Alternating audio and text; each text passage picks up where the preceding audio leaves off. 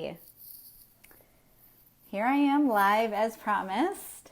I have a bunch of new followers and I thought I should pop on here and give a little bit about me and my story and where I came from and all the things.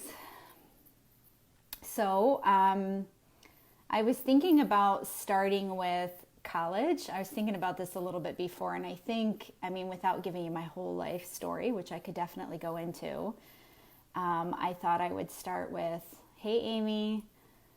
I thought I would start with college because I feel like that's where I started. If I think back on my journey, it's where I started to notice the little nudges. It was like me coming out of that teenage rebellion phase into like adulthood, and all the things that happened from there. So I remember in high school, when we were supposed to pick our majors and pick a school and everything, I didn't want to go to college. And I remember deciding to go because I thought my mom would kill me if I didn't go. And so I went because I thought it was like, this is like what you're supposed to do. This is the path you're supposed to follow. You're supposed to go to high school and then go to college. At the time when I went to college, it was all about the bachelor's degree was like the degree to get. It wasn't like, I think now it maybe like a master's. But at the time when I went, it was definitely bachelor's. So I decided I'm going to go for my bachelor's. And at the time, actually, I went pre-med. And when I got into college, I hated it. I hated the major. I didn't want to be in pre-med. I didn't know what I wanted to do, but I knew I didn't want to be there. And I stopped going to my classes. I started just like, going out with my friends and stuff instead of going to classes. And my grades suffered because of it. And so I decided to take a semester off because I was like, at the time I didn't know it was a semester only, but I decided I'm taking time off because I don't know what I want to do. And I'm here wasting this money away in college and I don't know the direction I want to go in. So I took a semester off. And I remember when the sessions started and all of my friends were back in school. And I felt like such a loser. And I was like, wow, I'm not in college, right? It's like what I needed. Hey, Lori. Hey, Anna. It was what I needed, I think, to wake me up and be like, okay, like, this is why, or like, I just needed it as a wake up call, like the taking off, deciding to take off and just reframe like my direction. So I went to see a counselor at college and they told me to do communication. Oh, be a communication major. I think it was like, it's one of those like fallback majors. And ever since like I decided to be a communication major, because I knew I was like interested in people and I loved like just human dynamics and all that.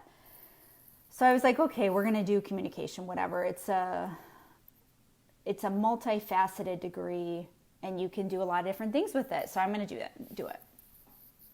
So from then on, my grades were amazing. I did really well in college after that. And when I left college, I decided to leave Buffalo. When I graduated from college, I decided to leave Buffalo because I thought it was a dying city. And I went thinking, I want to work with people and I want to solve problems. That's what I thought I wanted to do. So I went to this agency. My good friend and I at the time, she was my best friend at the time, and I moved down to Charlotte. And we didn't have jobs, and we got there, and we both got jobs like within the first week that we were there. And when I went to this temp agency, they said, well, you can't, because I wanted to work with people and solve problems, I thought, I want to be in HR. Makes sense, right? HR. So the temp agency says, well, you have no experience in HR, so we're not going to put you in HR. So they took the experience that I did have and put me working for TransUnion. And I was in Charlotte for 8 months before TransUnion promoted me and moved me down to Florida. And down there I served working at one of their client sites. And about 2 years in, I started getting antsy.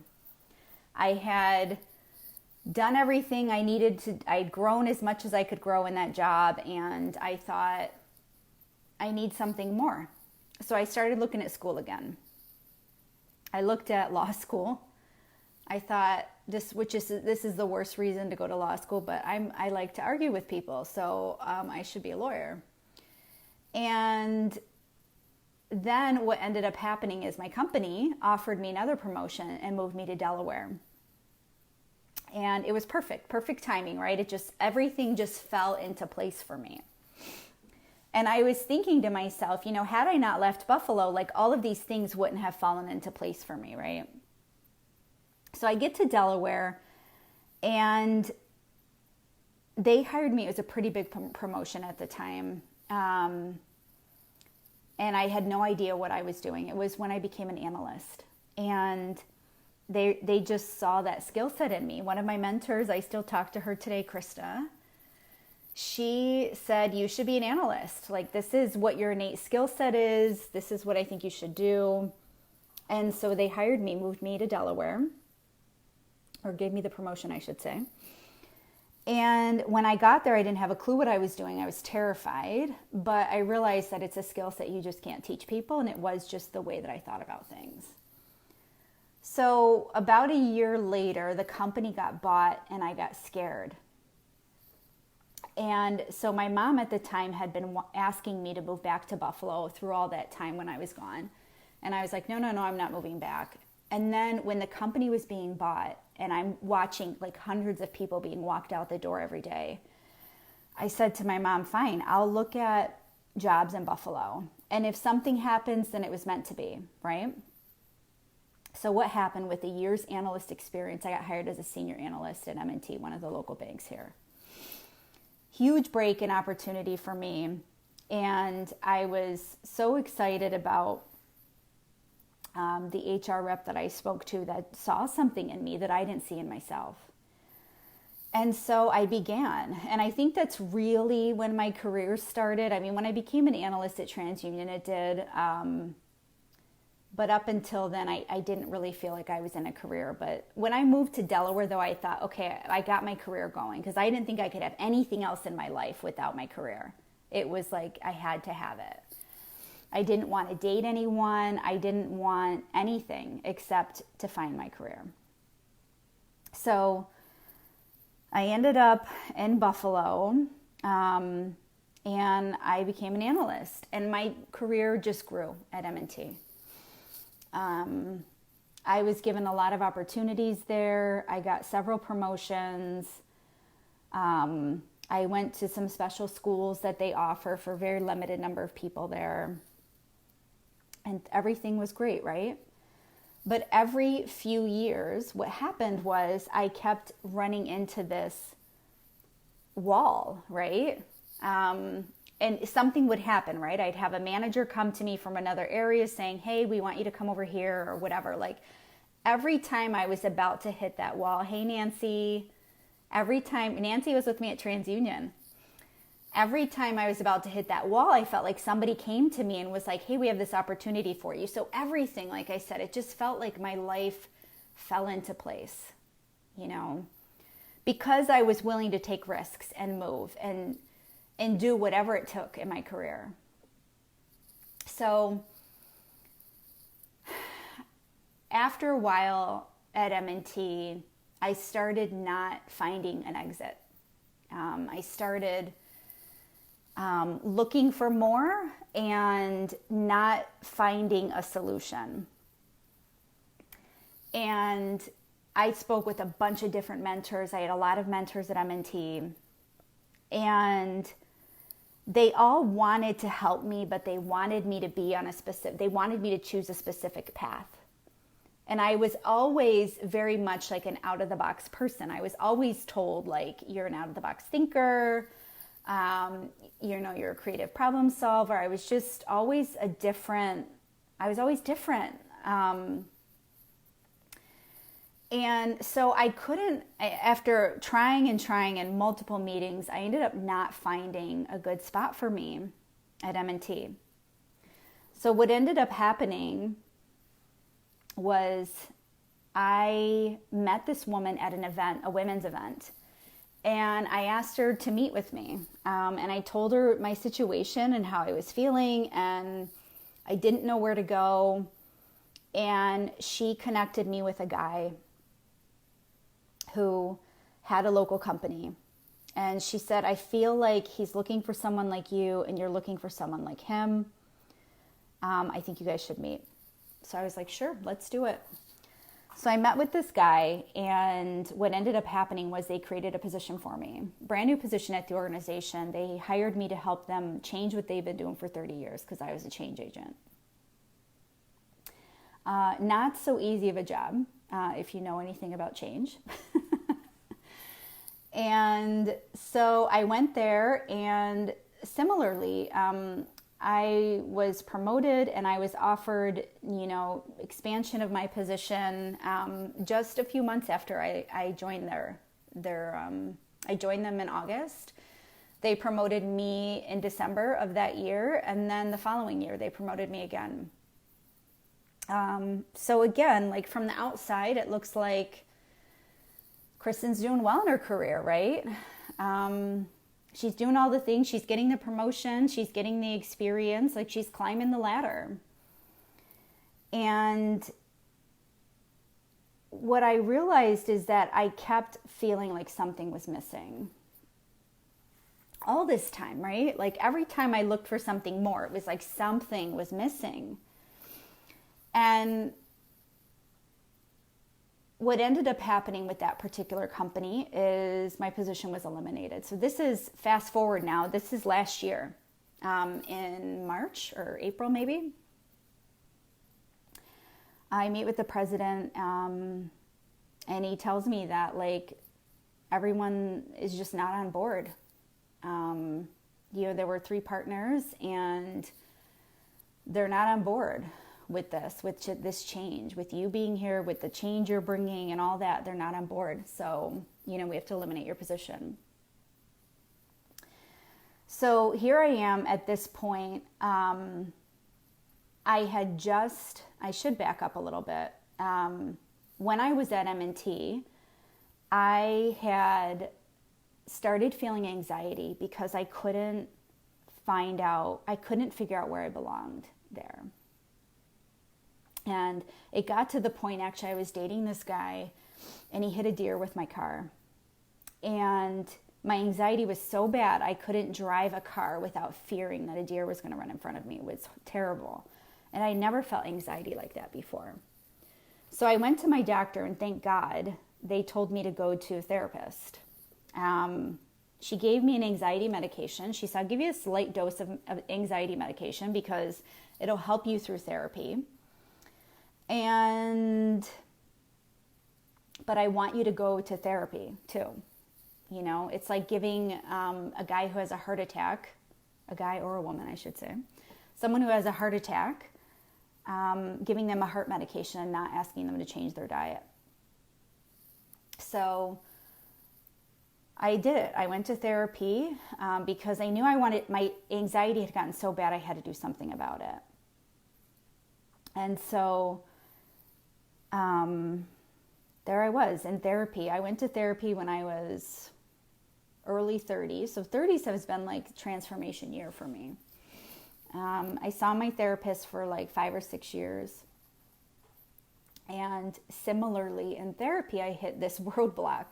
I want more. What's next for me? So I found coaching. Ended up looking up a coaching program because I thought I want to deal with my food and body image issues. And that seems to be the last piece of the therapy journey. So I found this coaching program, and right away I thought, I'm going to do this program. I'm going to apply to be in this program. I'm going to be a coach in it afterwards. That's what my intuition said. So now this is November of 2017. In March or April of that following year was when, now I'm fast forwarding back to when my position was eliminated. Okay. So here I am wrapping up this coaching program, getting ready to go into my coaching certification program, which I had said I was going to do. So I was going to do it, and ended up, getting laid off. And so here I am on unemployment, getting ready to invest like 10 grand into myself. And I'm terrified, like, do I really want to do this? I'm going to be making unemployment, right? I went from making 6 figures to unemployment. It's a big difference. And so I was scared. But at the time I thought, my intuition said I had to do it, so I have to do it. And so I did. And so here I am, going into my coaching program in May. Or June, maybe it started in June actually, May or June. And so fast forward to last fall, I got another position. Very similar situation. It was actually at a law firm though, but very similarly, they wanted to bring in leadership. They wanted me to change the trajectory of their company. They wanted me to help them change what they've been doing. Help them shift the culture there, right? So I took the position. At the time, I actually was interviewing. I interviewed for a place or a position out in Utah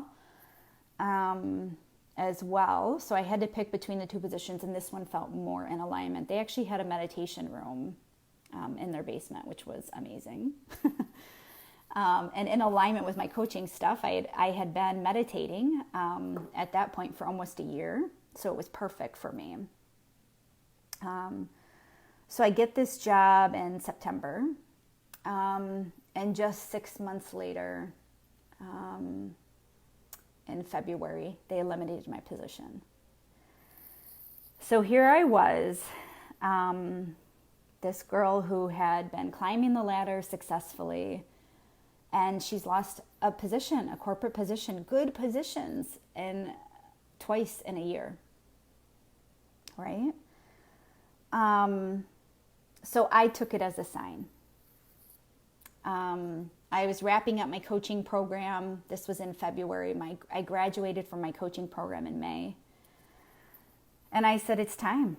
The universe is telling me, get out of corporate, get into coaching, right? I've been getting so many nudges along the way of not feeling happy, and you're meant for more. You're hitting these walls. You don't know where you fit in here. You're trying to fit into a place you don't belong. So I started my business this year. And I feel like I should celebrate that because that's a big deal. Yay! So I started my business, and New York State has a wonderful program that supports people starting businesses. So I did that. Hey, Annie. And from there, it's been a roller coaster. So when I got out of my certification program, I decided to invest in a mastermind. I knew I wanted a business coach or a mastermind group. And if you don't know what a mastermind group is, it is a group of people that have similar interests in business, growing their business, growing themselves. And basically, like, the mastermind piece of it is that you all get to collaborate and work through problems that you're having together, come up with good solutions, strategy, and all that. So I joined a business mastermind. This was in April it started. So just not long after I graduated, I hadn't even graduated from my coaching program. I had started this business mastermind. And I did that for 6 months. So here I am again. At this point, I wasn't bringing any money into my business yet. And I put a decent amount of money down on myself again. And then I knew I wanted more. In August, we had a retreat for my mastermind, and I knew that it was time for me to make the next move. I knew that I wanted to go deeper spiritually in my coaching journey. By the way, my coaching program was all about getting underneath the emotional issues that you have. So like why you repeat similar patterns in your life. A lot of, dieting back and forth, or doing what I did with the jobs, right? Picking the next job, thinking it's going to be my solution, looking everywhere outside of ourselves, but inside for the solutions, trying to find external solutions for an internal problem. So I ended up, I got to watch my time here because I have a meeting at 5. Ended up with that program, I decided I didn't want to do food and body. I wanted to do corporate. I wanted to speak to the corporate woman. I wanted to speak to the woman I was, right? So I decided to call myself a soul freedom coach. And through my journey, like not only did we rip all the Band-Aids off, everything, right? We unpeeled and unraveled everything about me, and really question, like that's what coaching is all about, like really questioning who you are, questioning all the parts of you that you thought you were, all the beliefs that you think you have, questioning the mind, right? And the direction, the mind, the fears, everything that has held you back. It's questioning and understanding it all. But it's more progressive. It's doing it in a progressive way. So I knew I wanted to go more spiritual because I had been meditating at this point for like a year and a half. This is just this summer.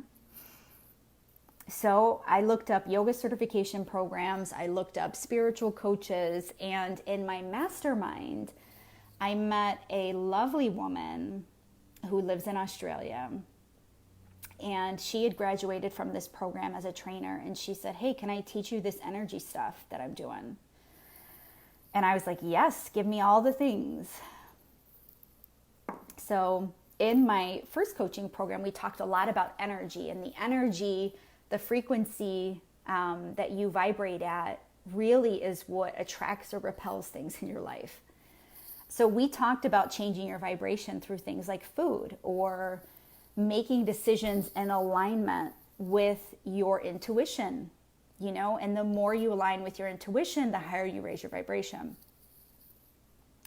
So what Emma is the young lady's name, what she taught me was how to pull in universal energies to raise my vibration. So working with different energies in the universe that are at a natural higher frequency, like love, and bringing them in and integrating them into my body to raise my vibration. So somewhere between being in that mastermind with Emma, learning from her, the energy work, and me integrating all the like hangover stuff from my coaching program, my healing went through the roof. And I was like, there's something here. So I ended up looking up this program in Australia, and another giant investment in myself. Again, I hadn't made much money at that point. I started bringing money in, but not a ton. So I decided I'm going to do it. This woman spoke to me, the owner of the program, and she said, your purpose is to take people from unworthy to worthy in just 3 sessions. And I was like, what? If any of you know what the worthiness wound is, it's a very big wound that resonates in probably all human beings. And to have it heal in 3 sessions is unheard of. So as much as my mind was like, this is crazy, my heart was like, this is possible. This is so possible for you. So I followed my intuition again. And so here I am. I have a second coaching certification now as an intuitive coach. And what that allows me to do is, because I've built such a deep connection with my own intuition, it allows me to be that for others. So I can work with my client and give them messages as a conduit from their higher self to them. And it's fucking amazing. I'm like gonna get emotional.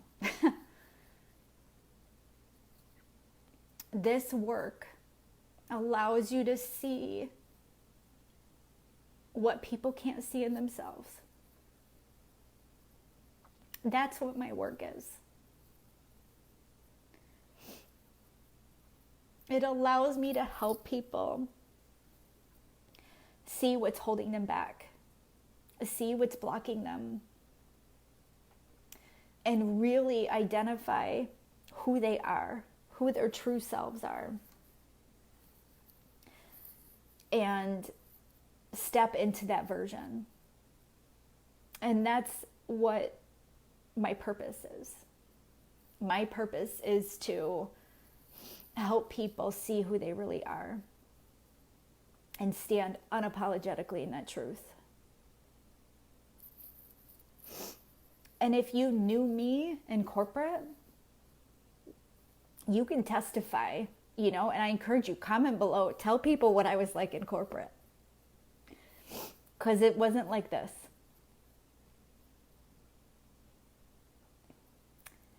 And this, I can't even begin to describe how it feels to be living your life on purpose. And I went from being super mind, fear-based, logical thinker to heart-based intuition, guided by my intuition. I don't make any decisions now with my mind. And I know so many of you are like, what? How is that even possible? I promise you, it is so freeing.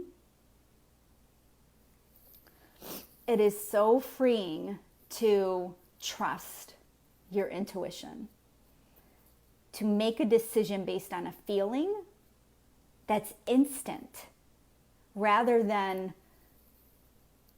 being caught up for days, weeks, months on what should I do? What decision should I make? What if this happens? What if that happens? What are all the plus and minuses? Instead of that, just trusting that your feeling, your gut feeling, if you want to call it, is right. That's life-changing. And I got to wrap up here.